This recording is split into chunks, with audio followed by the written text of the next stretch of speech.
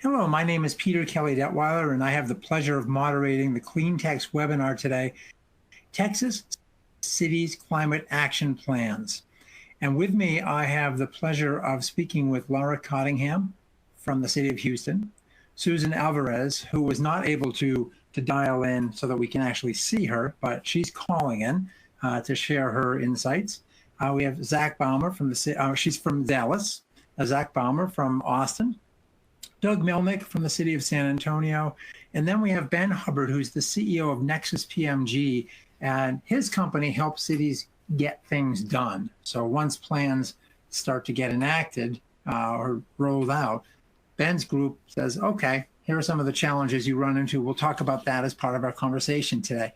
We do have 5 folks, so it'll be a lively conversation. And we have an hour. So what we'll do is we'll run the conversation for 40 minutes. And then because we have quite a large number of attendees, we'll open it up for questions for the last 20 minutes or so.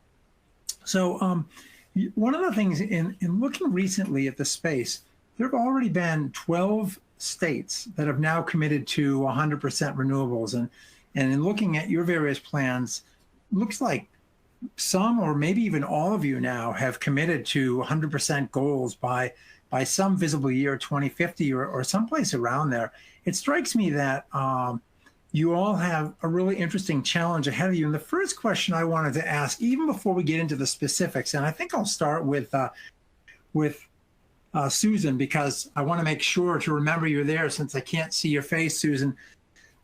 In working on developing the plan and then every day, moving that forward, how often do you get to interact with the likes of the other folks we have today on the panel with us? How often do you get to share experiences with other cities? What's that look like these days? Well, like everything else, it's by phone and by webcam these days. Generally, we've been getting together by phone or before COVID in person, I would say on a near quarterly basis. And it's been really helpful to Dallas because we learned from the experience of some of the other cities like Austin and San Antonio that were a little bit ahead of us to start with. And so we knew what not to do. and you know, right now we're all kind of chatting together about, well, what does implementation look like? And so I value the ability to talk to my friends in other cities, and we're generally moving forward together on this. Well, thank you. You've piqued my curiosity. Can you give us in the audience a good example of what not to do? Well, the previous sustainability officer in San Antonio, before Doug had the position, when they started out on their climate plan, they had a whole plethora of different committees that they were using to get community input into the plan.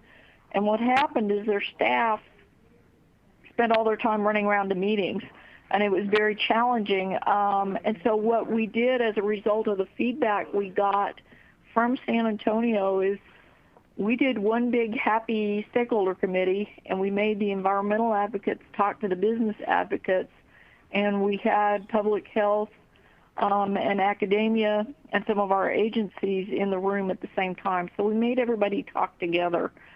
Instead of having separate committees for business or for environmental advocacy, et cetera. I could see that. And that way, at the end, they couldn't say that we were off in a room with the environmentalists or vice versa, even though they said that anyway. But it just wasn't what happened. That does sound like a pretty important lesson learned. Lara, you and I have had a chance to chat recently in the past for another event. So I've had a little bit of an ability to get an insight into what you're all working on there. But one thing that struck me is Houston being the energy capital of the world. Can you talk a little bit about the significance of the climate plan within that context? Absolutely. It is fabulous to be here today, and it is fabulous that you have Houston and Austin and Dallas and San Antonio all talking about climate action plans at the same time, right? Like that is so important to our state. But from a Houston perspective, it is historic, right, that the city of Houston has put out its first climate action plan. And that is because, to your point, we are proudly the energy capital of the world. And so for Mayor Sylvester Turner to proudly stand up and say, not only do we believe in climate change, but we understand that we have a very important and very large role to play to commit the city to carbon neutrality by 2050. That is very meaningful on a local and on an international scale, because the world does look to Houston, even though the mayor and the city does not control any oil and gas company or operations, right? We don't have a super secret R&D team in the basement, but they look to Houston as a sign of where the industry is going. So the fact that we would stand up and make this commitment is huge. But what is even bigger and even more impactful is that you're seeing the companies in Houston also make those commitments. So that is Houston's fairly unique role in this story. If the companies that are based here can reduce their emissions in their operations, we can reduce emissions in cities all over the planet. Thank you. Now, you and Dallas have the unique challenge, or maybe a disadvantage, that San Antonio and Austin don't have, in that they have their own utilities. So that helps with the electricity side. Doug, I want to lean into a little bit. So you work with, in San Antonio, CPS, and certainly Paula Gold-Williams is a well-known individual in the energy space, dealing with the sustainability issues and bringing in the community. What are some of the challenges in, if you're Dallas or you're Houston, you're kind of a price taker, if you will. You've got to deal with what's on the ground, versus if you're in an Austin or a San Antonio, there's that opportunity and challenge of working with the utility to try and meld those plans. How often do you meet with CPS, and where are you joined? Is it at the hip or more loosely? What does that look like? Yeah, so we work really closely with CPS on a almost daily basis. They're pivotal to our climate objectives, whether we're talking about their generation or electrification or you name it. I think not all municipal utilities are equal. I think when you compare CPS to Austin Energy, structurally, Austin Energy is a component of the city of Austin. They're a department reporting directly to their mayor and council, whereas in San Antonio, they're an independent. They're responsible for their own daily operations, and the role of mayor and council is to approve rates and appoint trustee members. So it's a little different.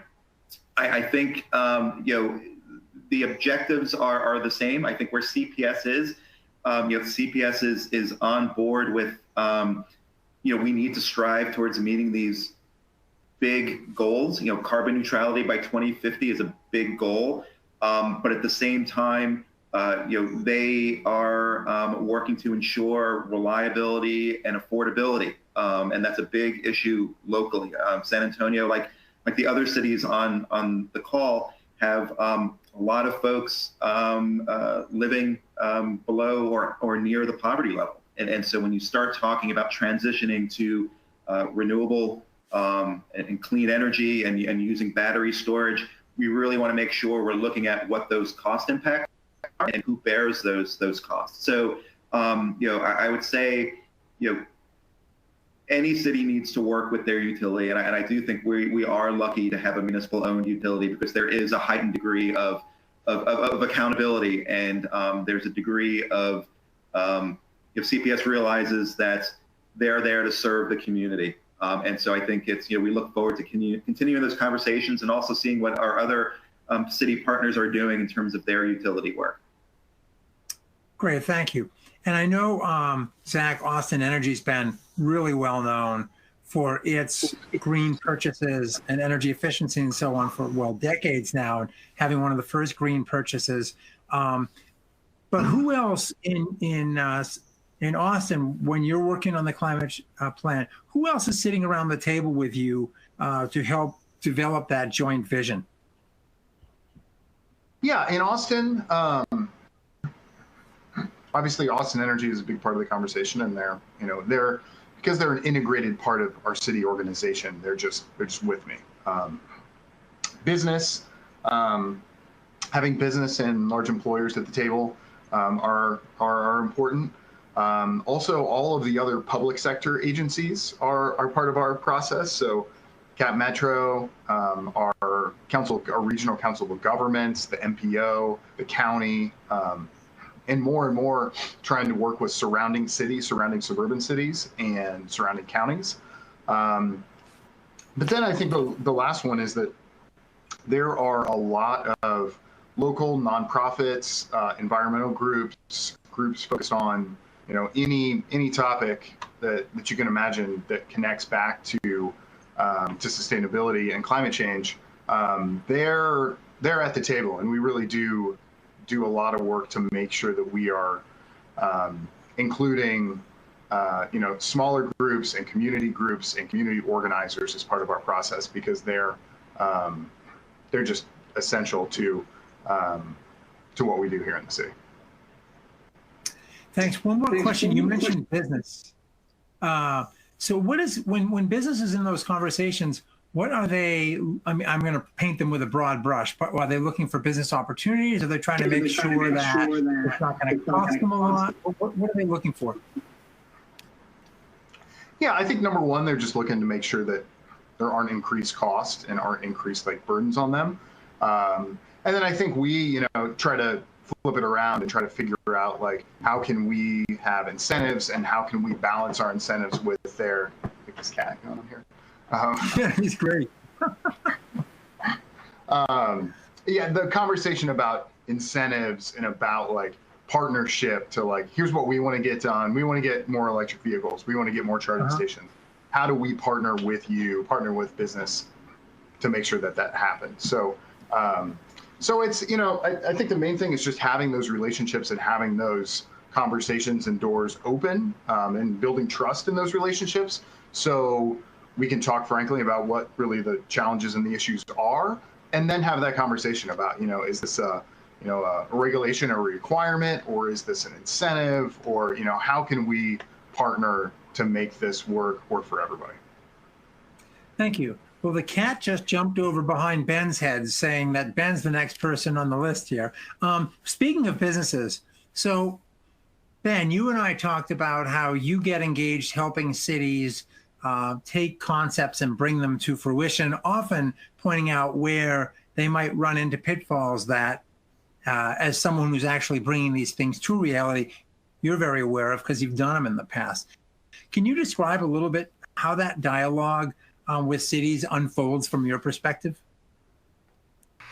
Yeah, certainly. So, some of the challenges that essentially arise during the process of kind of taking these plans and implementing them into actionable frameworks is, one is the economic viability, right? These projects and these plans that get put in place still have to be economically viable for all the counterparties involved, whether that's through things like public-private partnerships. The cities, can't unfortunately lose tremendous amounts of money on doing these types of initiatives. The public works groups that are worked with, or even private businesses that come to the table, still need to, have some sort of economic viability to justify these things. So some of the roadblocks and challenges we see when we work with the cities is making sure that the plans, the objectives that are put in place, can be backed by plans that where all parties are benefiting appropriately, knowing the overall goal is to reduce the carbon intensity and footprint. Some of the challenges come with, as you look at more public-private partnerships and more sophisticated money comes into these types of endeavors, particularly infrastructure funds. The sophistication of the finance side of things can often be overwhelming. So what we often like to see is, partnerships between the cities and folks like ourselves and many other companies out there that can provide a nice advisory board style implementation or community implementation to really think about all the various different angles. we talk here about energy, and naturally, and even a large part of the audience listening is probably thinking energy being power generation, right? But energy is everything, and not just the production of things like renewable fuels and actual power generation, but how you produce that. So you think of things like if we need to produce energy, how do we extract a lot of the waste that's going to our landfills and convert that into different types of forms of energy? So there's a big picture, and it can quickly become incredibly overwhelming because of all the different moving parts. The other challenge we see is, unfortunately, sometimes when you're creating opportunity, you're displacing somebody or a business somewhere. The landfill businesses, the charging stations mean you're likely, if you go down the electric vehicle route, you're displacing somebody else's business. And so trying to figure out how to incorporate the businesses that can unfortunately somewhat suffer from these types of environments, as positive as they are the overall goals and objectives, trying to figure out how to work with them and make sure that they can remain a part of the story is something that we see can be a challenge, because people's businesses are impacted as you make progress in this sector, and trying to figure out how to incorporate them into the story and make sure everybody's got some sort of benefit out of these initiatives is really a key. So those are some of the key areas that we hone in on. Well, otherwise they can become opponents pretty quickly, I would imagine. Exactly. Yeah, and objectors can deteriorate goals pretty quickly when you have too many of them. Yeah, certainly. We've all seen that. I think in all the plans that I saw in the cities, there was a discussion around equity, racial equity, and opportunities for low and moderate income folks. And Susan, your plan discussed that, the focus on equity. What types of challenges, and in fact, I remember reading in your process an explicit effort, which I'm sure all the cities were involved in, to pull in representatives of those communities. But what specific and particular challenges, Susan, are created in terms of making sure that all aspects of the community are brought together, but especially those who otherwise might be left out and are disadvantaged? So I wouldn't call it a challenge as much as possibly a change in process. So one of the first things we did was we did an outreach and engagement kit based on the Government Association for Racial Equity. And so as we approached our events, we looked at what the likely audience was, what their needs would be. And to be quite honest, our first couple of public meetings were not that successful relative to attendance. And so we revisited, and we ended up, we had what we called the ICE effect, which was that there were some members of our community that didn't feel comfortable going to any government meeting in person. And so we did a couple of things. We offered rides. We offered childcare. We went to existing meetings in the community. I spent a lot of Saturdays down in it's called 4 Oak Cliff, but it's a neighborhood nonprofit. I just kind of hung out there and talked to whoever was there. So it was kind of a change in how we approached outreach, and we were extremely mindful. We tracked where we went. We tracked how many and what kinds of people we were able to speak with. And at the end of the day, we were really proud because we absolutely reached and got input from every single zip code in the city. And there's like 100 some. So that was an achievement that we were really proud of. But it took a great deal of effort on our part. And again, my Saturdays at 4 Oak Cliff, basically it got to the point where people would go ahead and talk to us. The other thing that we did that was kind of, I think, a little bit innovative is that we solicited students from UNT University Hills, which is a South Dallas campus, from the community college, from Paul Quinn College, and we did a meeting in the box and let the students lead the meeting process and solicit input. And that way it was, people could talk to people that they trusted, and we could get the information that we really needed to make an equitable plan. Thank you. Lara, you mentioned Houston being sort of that energy epicenter, I spent a summer there, and it was my observation that you couldn't throw a rock down the street without hitting an energy expert. There are just so many of them. I was really impressed coming from Boston, where we have a few, but not like that.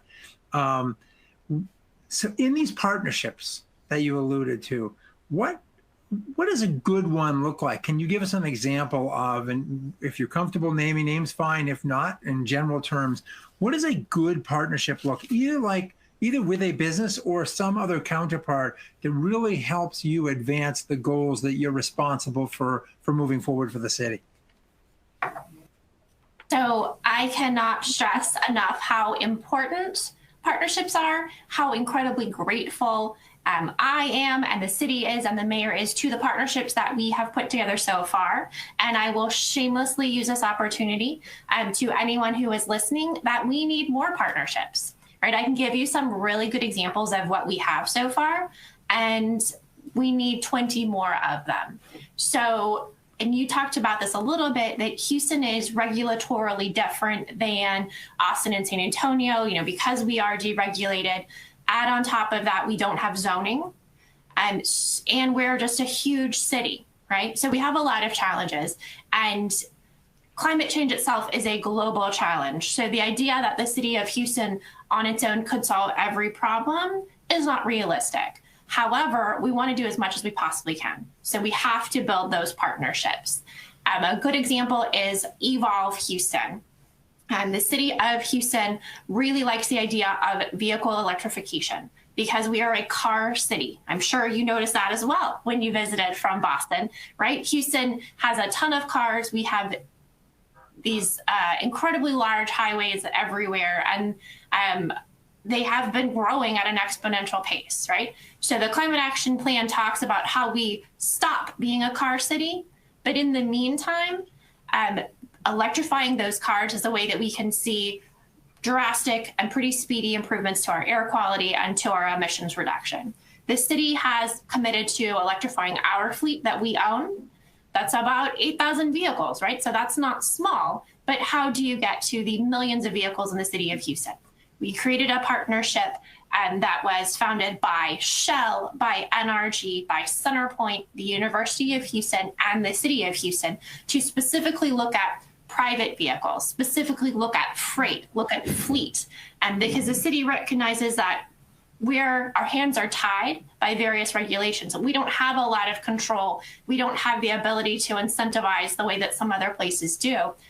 And those are the cards we've been dealt, right? So we want to get big, respected Houston names together to talk about how do we get the same end result, but build it a little bit differently, right? Just because it's a square hole, round peg situation doesn't mean it's impossible. And so Evolve is a great example of bringing funding and bringing respected community members to talk about how we really can advance vehicle electrification in Houston. Another example that I would talk about is all of the community partners, and there are many, many, many, too many to name, who have helped just get information out about the Climate Action Plan, right? We have been talking about equity, talking about just really sharing information and getting feedback. Very similar to Dallas, when we first started, we said, okay, well, we're going to send out email. And then you realize, our email list is limited and it only goes to the people who we know. And so you end up having a conversation with the same people over and over again. What we found was connecting with the groups that are already in the communities and selfishly and asking them to share with their networks and building up that trust was so incredibly important in getting feedback. And it is going to be so much more important as we move forward, because the Climate Action Plan is great, but it is only as good as its implementation. And the one thing we have guaranteed the community from the get-go is that it will absolutely change. Technology is changing so quickly. Our city is changing so quickly.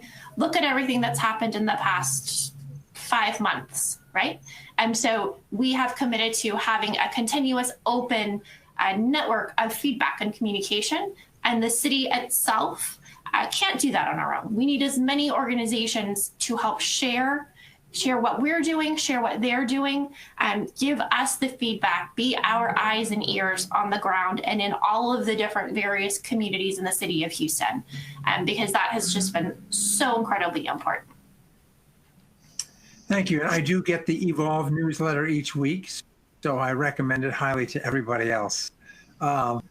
Zach, you had mentioned in our preparations that there are 3 sectors in the plan: natural systems and some other ones, or consumption of food and goods, and then electric vehicles. Can you elaborate a little bit on the different constituent elements of the plan?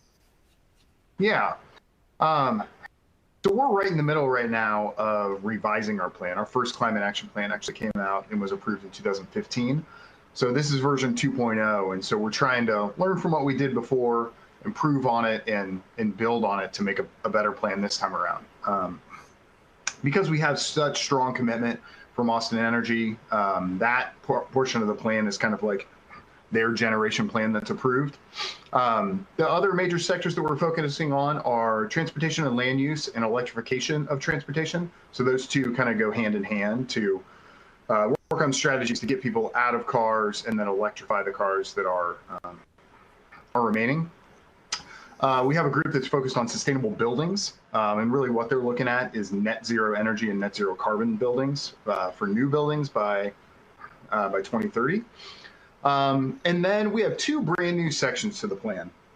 You know, it was sort of brought up that in our first plan, we didn't address green infrastructure, trees, nature, like in any way. So we have this brand new section called natural systems, which looks at agriculture, trees, parks, open space, all of those things, and trying to look into protecting the carbon that is already sequestered in all of those systems, and then thinking about ways that you can manage all those systems to increase the amount of carbon sequestration in our natural systems. Because most of these plans are just thinking about pulling emissions down. Right. But natural systems is one of the few where you can actually like pull carbon out of the atmosphere. And then the last section, which is a brand new section as well, is called consumption of food and goods. And the idea there is that our solid waste department is called Austin Resource Recovery. They have a zero waste master plan. They have goals for compost and recycling and dealing with waste. But the idea is that when you do greenhouse gas emissions accounting, and you start thinking about scope 3 emissions, which are the emissions that occur upstream from all of the things that we buy and purchase and use every day, from a laptop to a desk to tomato, all of those things have a massive impact outside of our city. And the decisions that large organizations make when they procure large amounts of things, that the city makes when the city spends all of its money, all the way down to individual consumers, there are all sorts of things that we can, better decisions that we can make to save money and reduce the sort of life cycle carbon footprint of our purchasing choices. So those are the 5 areas that we're covering this time. Thank you. Doug, I was recently speaking with some they were meteorologists on a trading floor. And we were talking about the fact that ERCOT, the Electric Reliability Council of Texas, no longer relies on a 30-year historical temperature curve. They now use the last 10 years because they said the 30 is useless. And you had made a comment before that but one has to think not only about reducing emissions, but also developing strategies for adaptation, because we're already in a climate change world. So, Doug, what sorts of things are you working on with San Antonio around the adaptation side? What should the audience be thinking about and understanding in terms of what you're doing there? Sure. So our plan covers a lot of ground. It covers mitigation and adaptation. One of the first things that we had done was we worked with a professor from the University of Texas at San Antonio to do some downscaled climate projections for San Antonio. And it was pretty startling. The end of century high emission scenario calls for our summer maximum temperature to go up by 10 degrees. And when you just look at our past week that we had here, I'm just looking at the results right now. We had 107 degrees, 105 degrees just the past couple days. So add 10 degrees to that. That's hot.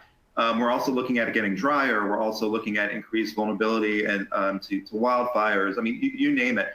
So the plan really starts looking at how do we improve the resilience of key infrastructure, whether it's transportation infrastructure, whether it's our electric infrastructure. We really focused on vulnerable populations, like we've been hearing from other folks on the panel.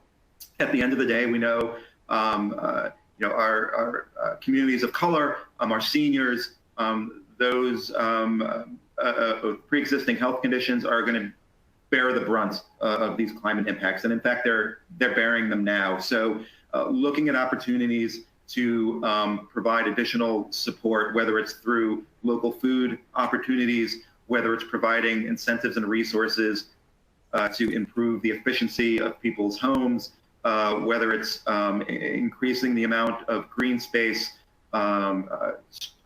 tree canopy in low-income neighborhoods that suffer from extreme urban heat impacts.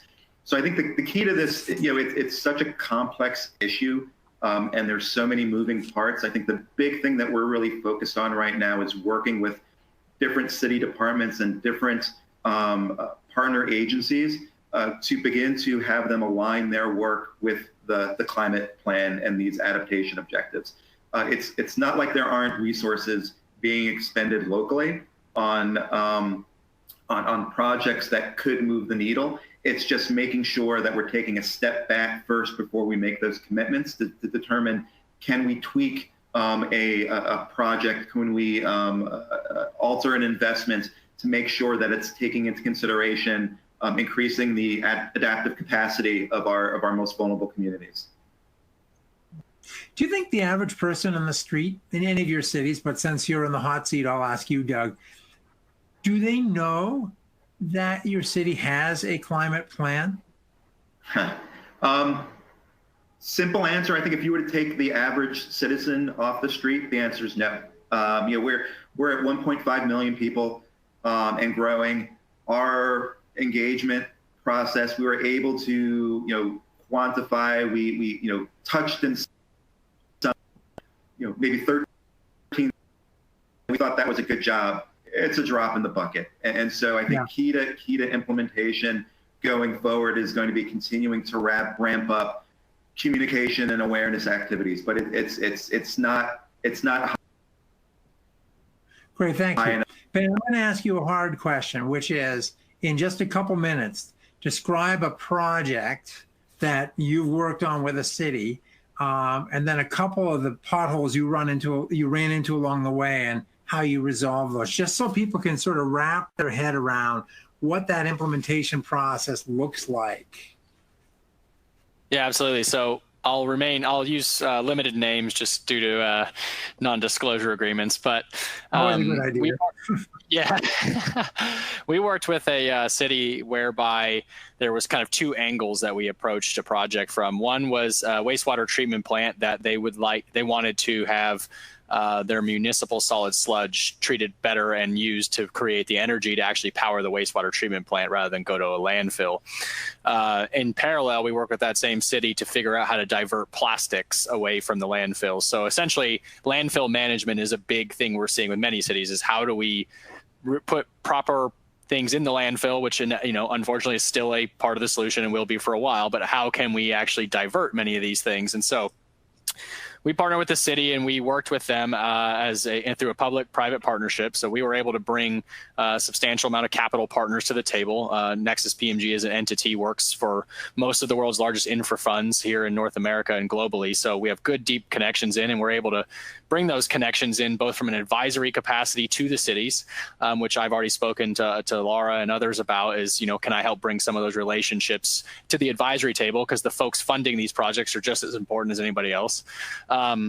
And then the developers, right? Because you still have technology, you still have all sorts of elements related to the folks that really do the ground floor engineering, the construction management, the EPC professionals that actually build these facilities. So we were able to form a public-private partnership with a very reputable engineering, procurement, construction contractor, a very noteworthy infra fund, as well as ourselves in the city, and bring these two projects to life. And one of them is under construction, the other one is operating right now, and they're using various different forms of technology, like taking plastics and producing fuels and selling those fuels back to one of the major oil and gas providers, as they're responsible for buying that a certain amount of that fuel in the market through the renewable volume obligations of the renewable fuel standards at the federal level.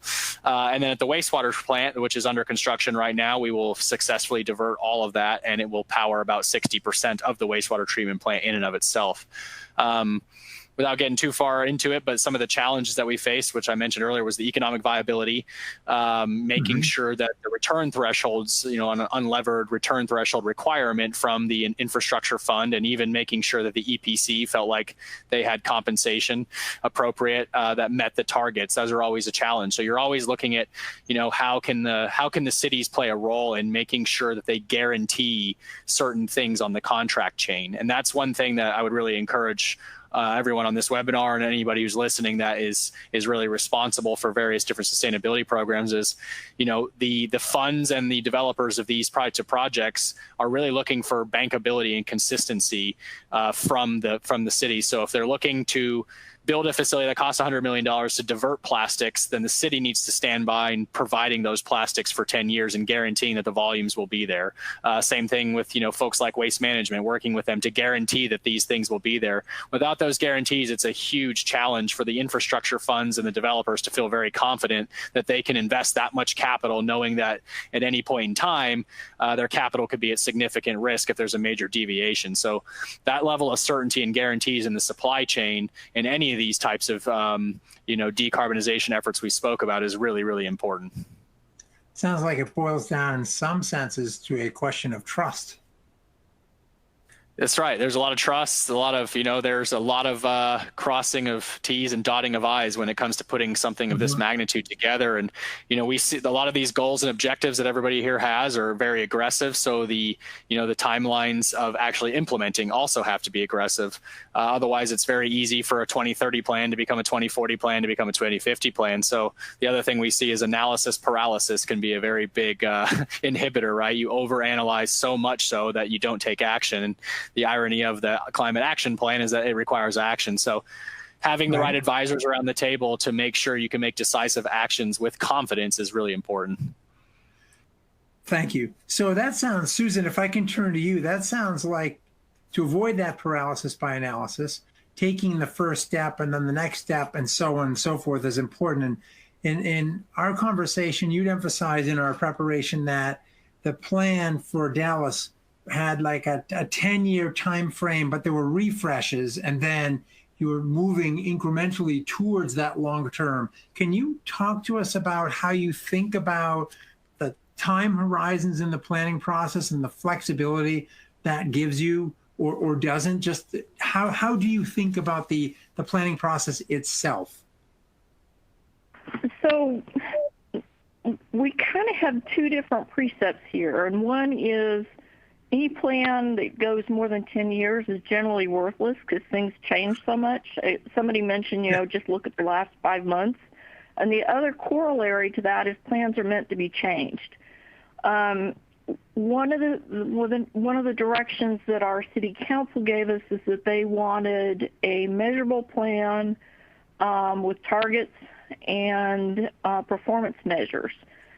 And while our end goal is definitely net zero by 2050, we were looking at things like reductions in the cost for energy storage, improvements in solar technology just over the last 2 or 3 years.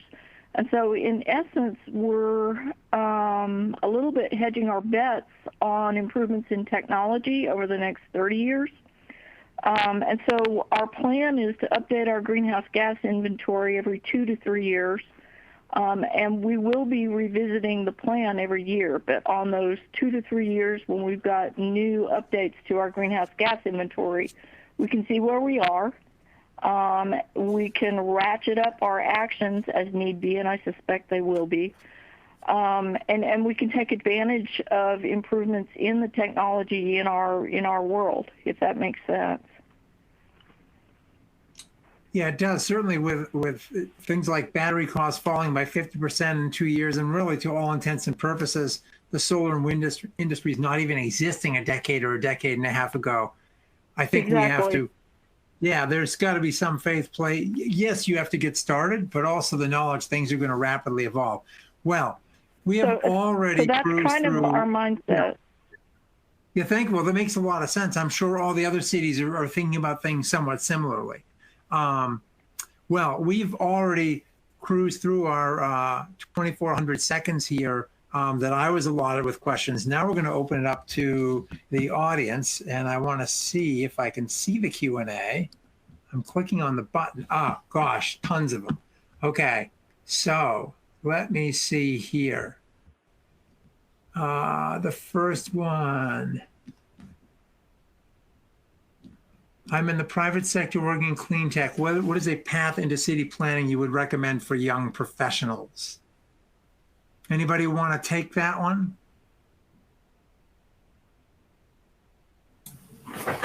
I'm happy to talk about this. Yeah, please. So this is something that the Houston Climate Action Plan really talks about, because we recognize, like I said, Houston is this energy capital of the world, but that's been very traditional energy, right? It's been very traditional oil and gas. Houston is finally starting to get that the concept of an energy transition is not an if, but a when. And so we are really looking at diversifying what we mean by energy when we say energy capital of the world. And so clean tech, green tech, decarbonization, call it whatever you like, has a huge role to play. So we want to build up the entire pipeline from supporting schools, supporting our universities. We have Rice that has a carbon hub. We have University of Houston that has a School of Carbon Management, but also looking at our startup section. And so we are very happy to have announced just a few weeks after the Climate Action Plan came out that Greentown Labs, the nation's largest climate tech incubator, is opening their second office in Houston. We are thrilled about that. We also have the ION that has a smart cities and resilience incubator and program, and the city works with both of these very closely to help, if not pilot and partner directly with the city, to try and network and matchmake with the different companies throughout our region, so we can make sure that we are developing new types of emissions reduction energy businesses and jobs. We have a goal of creating 50 Energy 2.0 jobs in the climate companies, through the Climate Action Plan. And the Greater Houston Partnership, which is Houston's Chamber of Commerce, is also very interested in this. They actually stole someone from Austin who was doing a fabulous job. Austin does this really well. And so we want to build that up, because that is so incredibly important to Houston's future, to building this low carbon energy economy. And so I highly recommend you come to Houston, because we have lots of options here. We need more people like you. Thank you. Here's someone who followed up the question I should have asked when I was talking with Doug, which is, okay, what can cities do to increase awareness about their climate action plans? Who wants to grab that one?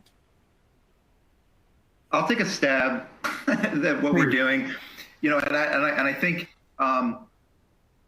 it's in general a bigger question around just engagement with communities in general is a challenge. I think climate is even more challenging, just because it's been so politicized, and it really is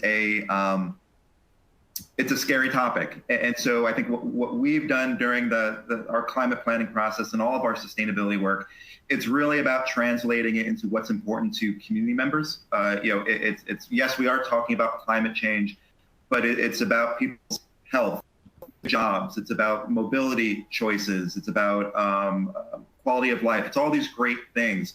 So I think the messaging is really important. And I think the second thing is, and I think Lara might have mentioned it, it's the messenger. I think it's really making sure that we're partnering with whether it's business leaders, neighborhood leaders, faith leaders, who can help translate the message and push it out to their audiences. And then again, as I think I also mentioned, San Antonio is a multi-billion-dollar municipal organization, a lot of resources. How do we make sure that climate is something that's organizationally integrated? And so if our transportation department is talking about transportation projects, they're versed on climate and they can speak to it. So, but I think I'll end in saying there's no silver bullet to it. It requires a lot of work.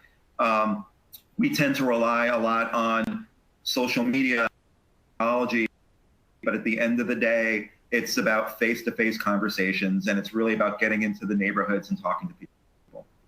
It's kind of what we heard from Susan before, isn't it? Thank you.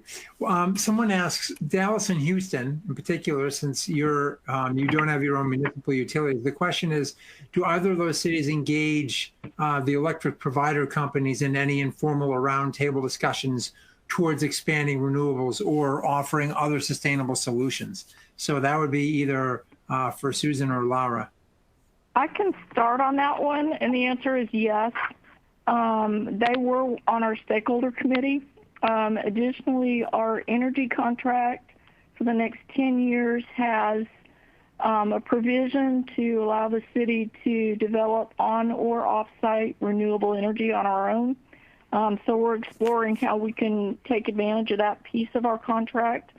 The other thing that we're doing is again, working in the community relative to what homeowners can do and what businesses can do. We have two recent grant successes that I'm really excited about, and they're on totally different ends of the spectrum. One is the Carbon Disclosure Project. Just did a call for a City Business Climate Alliance consort. City of Dallas is one of 8 cities selected internationally to participate in that program, and it's a 3-year program to help us work with our local businesses towards compliance with the CCAP, which is our climate plan.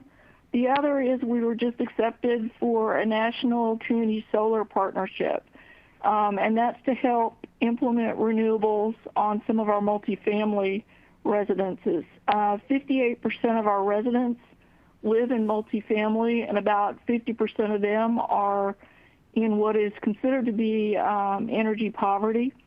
And so if we're able to deploy renewable energy for some of those multifamily facilities, we've made a huge dent in our equity situation.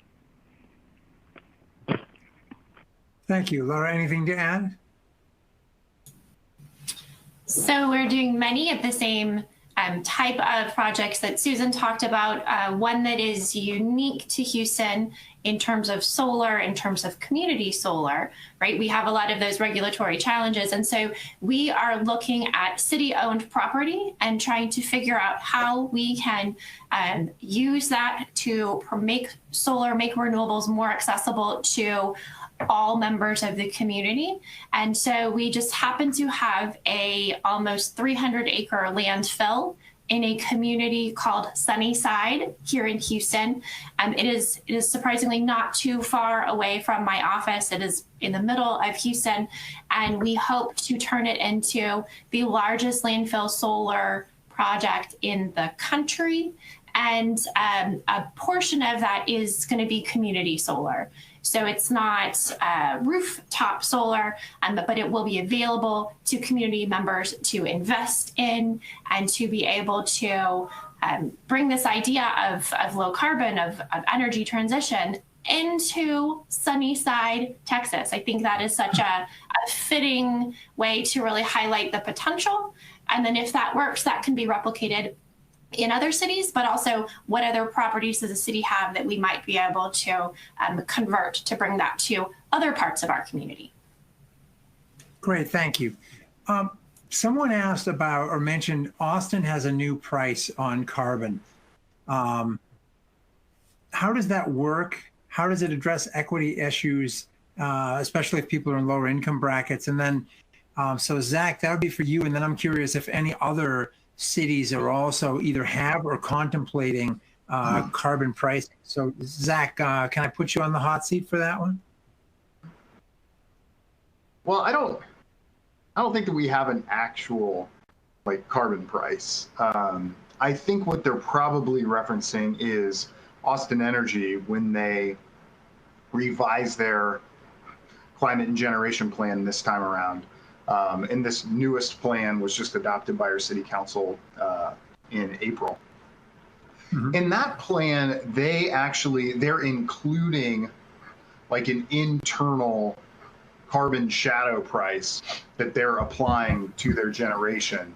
And so what it effectively does is if you're generating electricity in the ERCOT market, you have a price that you will run a power plant and sell the power in.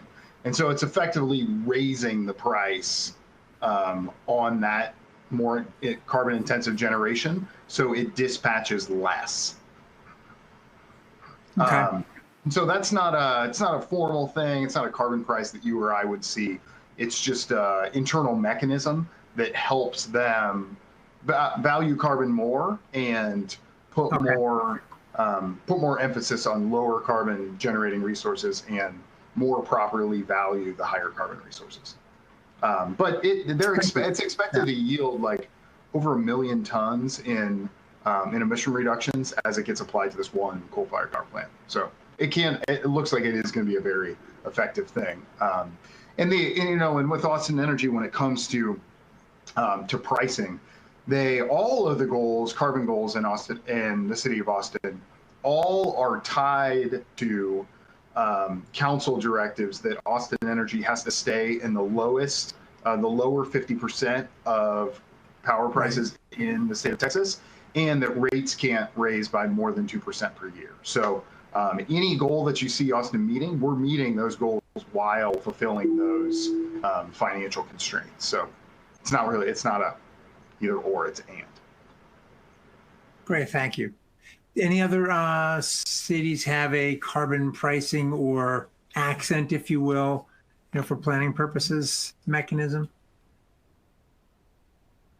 This is Sue in Dallas. We don't have our own, but we have a council resolution supporting a national carbon fee and dividend. Thank you. And Lara, go ahead.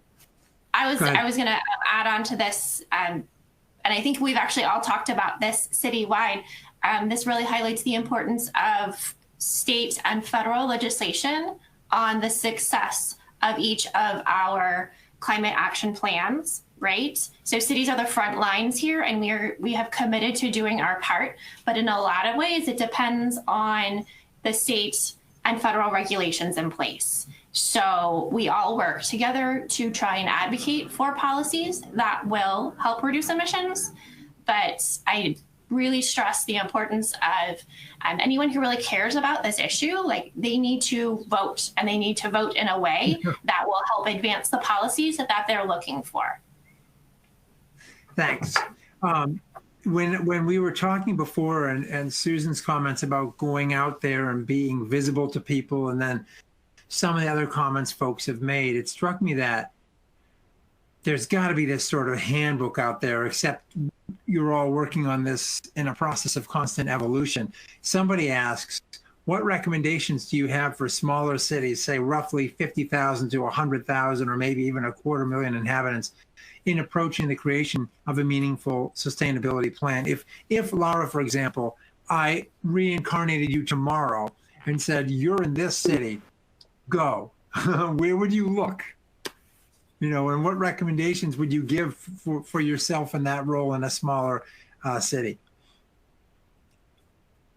This is Doug. I'll take a shot. I think there's networks out there. I think first place I would look is if I'm a small community in Texas, I would reach out to the larger cities. I think we want to. We definitely realize that this isn't simply about our own municipal boundaries, and I think as Zach had mentioned, it's reaching out to the neighboring jurisdictions and beginning to have conversations with them. Our plan does call for creating a regional climate coalition. I think COVID-19 sort of put that on hold, but it's about working with these other communities, empowering them and providing them guidance. I think there's some other national organizations. Actually, there's more and more national organizations that really specialize in focusing on local governments, whether it's cities or counties, such as the Urban Sustainability Directors Network. So I think there's lots of resources and tools out there. I think it's first starting to reach out with those folks who can help you move it in the right direction. Great, thank you. Someone asked,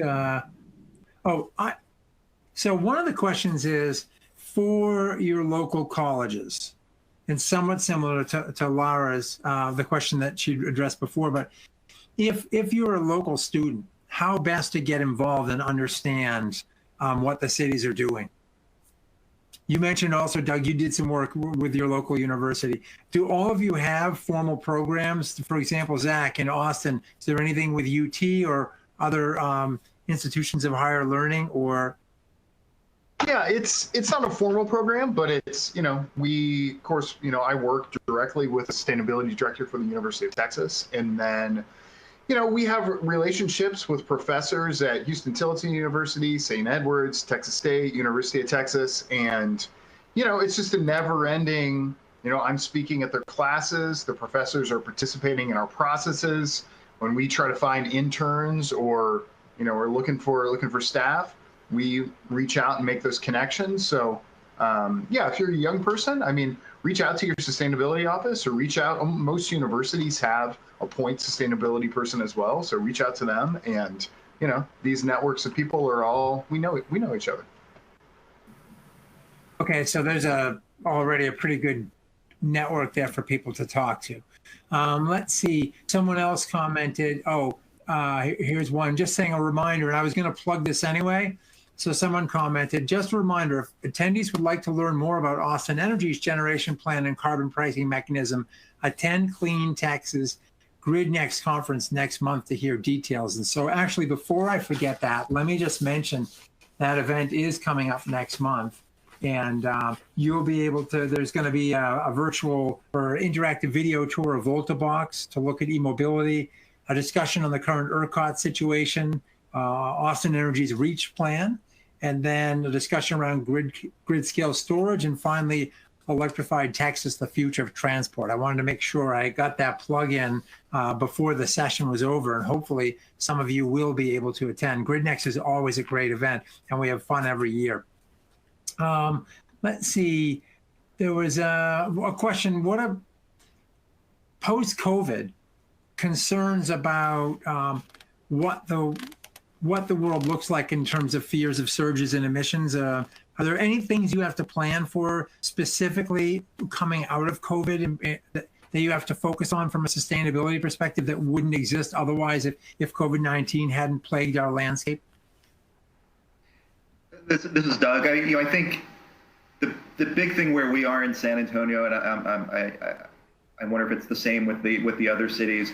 COVID definitely took a lot of the wind out of our sails. Our plan passed last October, and we were moving forward with implementation. And COVID-19, the recession, really took council and the community's focus elsewhere. We've been trying to do. We've worked hard on internal work. So it's about how to the connection between climate action, COVID-19, and the economic recovery. So I think a lot of it has been about messaging to show that climate action isn't this some arbitrary thing, but it supports everything that we're facing right now. Hey, Peter, I can touch on that a little bit. Yeah. I can touch on that a little bit too, just from a different perspective. It's kind of interesting is we've actually seen a significant acceleration in the sustainability infrastructure investment groups, which has been quite tremendous. I think the resiliency of this sector and the desire to see this sector progress has been quite outstanding, even during COVID. And someone alluded to it pre this while we were doing the testing for this call, which is there's a lot of efficiency right now in everybody's behind their screen. Everybody's always on a Zoom call or a Teams call or something these days now, right? Back to back to back. And I've noticed it with our clients, a lot of people not traveling, no one's in hotels, where it used to be, hey, can I chat with you next week? Oh, how about at 3 o'clock? I'm available. It never used to be that way. And so we're actually seeing a tremendous amount of projects move forward. In fact, just in the to give you perspective, just in the last 12 weeks, generally since COVID started, we have worked on over, I think it was around $3.5 billion worth of sustainable infrastructure transactions across 35 different infrastructure funds. So for those that are, for those listening that are, kind of really concerned about the lack of progress that could happen in the climate change movement, interestingly enough, from our advisory lens, if you will, we've actually seen a tremendous step forward in people looking to deploy capital into these sectors and continue to move this whole segment forward, which is really encouraging. Well, Ben, on that encouraging note, I realize we've run out of time, but that's a perfect last word. I could not be more grateful to all of you for having shared your insights. And I want to come back a year from now and go, okay, what has been accomplished in the last year? Because I'm sure it's going to be really remarkable. And it's just been a real pleasure. And thank you all for having shared your insights today. Take care. Thanks, Peter. Thanks. Yes, thanks.